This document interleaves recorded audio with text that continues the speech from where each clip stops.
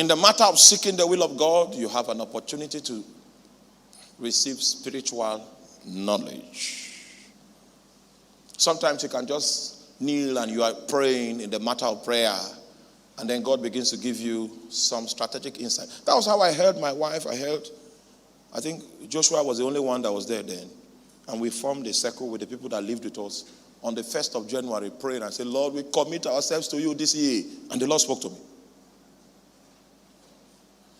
He said, give me, I need to convert it to Ghana cedis. Give me 100,000 naira every month. Calculate that. How much is that? 1,000 cedis. Okay, give me 1,000 cedis. My salary was 3,300 cedis then. God said, give me 1,000 cedis every month. And I had a battalion that I was living with. If I give God 1,000 cedis at that point in my life, it means if anybody falls sick, I will not be able to take the person to the hospital. It means if the car goes bad, I will not be able to fix it. It means, there were 3 things it meant. Hey. So I spoke to my wife. I said, God said we should give him 1,000 cedis. He said, okay. I said, that means I can't give you the money I give you for kitchen. So she said, there are different types of soup that's for different levels. I said, okay, how are you sure it's God that spoke? He said, God will not ask someone to win soul. I'll never forget that. The wisdom my wife gave me that day. He said, God, Satan will not ask somebody to win souls, and Satan will not ask you to give money to God. I said, okay.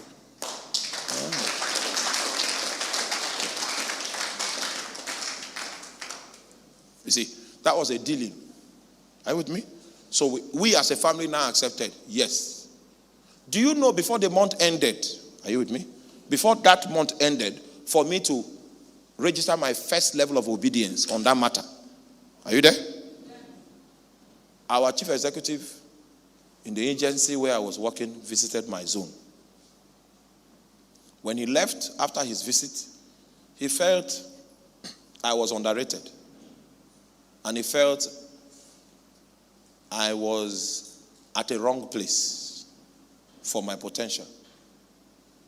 That was what he felt. How do I know this? He went back to Abuja and asked the person that denied me promotion for 5 years. Are you with me? Why did he deny me promotion? He came to visit and he told me that there is a law. Anywhere he goes, the staff goes to look for ladies for him. I told him, the place you want me to go to look for these ladies, I was an evangelist there. So if I come there and I want to get some ladies, they will feel Jesus has given me another trick to.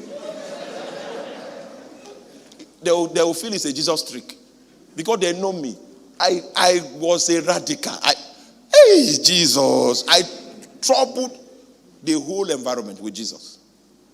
And I was a little bit intelligent. A little bit.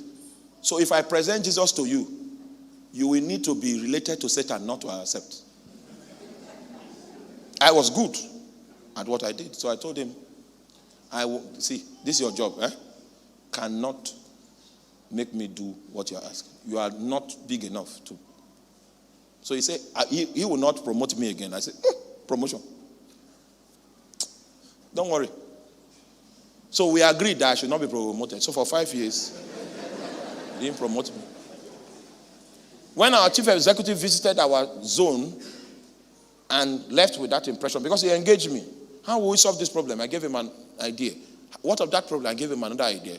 What of this problem? I said there are 2 solutions. Is either you go this way or go that way. But I would recommend go here.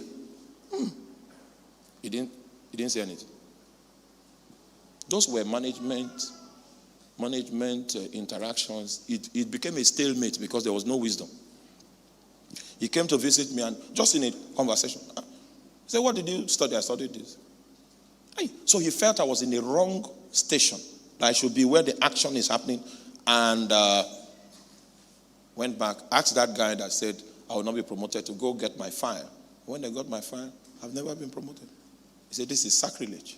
That man is a son of a bondwoman and a very, very, how do you put it? Fanatical one at that. He ordered for my promotion instantly in June, and promotions are in January. He ordered for it in June. He backdated it 4 years. They paid me all the money, all the salary additions, everything for 4 years. That's how I built my house. So the government was saving for me. And guess what? Are you with me? It was that man that said he won't promote me, that his signature was on it. The next year I became due again. He said, that boy, promoting. That man's signature was on 2 of my promotion letters. Now, the golden question is this. When he was signing, how did he put his face? This side or that?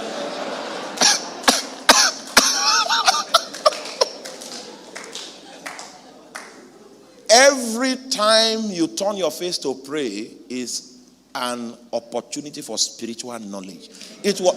Are you with me? What took me out of poverty was that insight God gave me. Sow 1,000 CDs. Give me 1,000 CDs every month. So before that month, that promotion came out. So my salary was increased that month. So it was no longer a challenge giving it. With what they increased and what they added, I could repair my car if it goes bad. There was no need for my wife to cook the kind of soup. I don't want that. Do you understand what I'm talking about?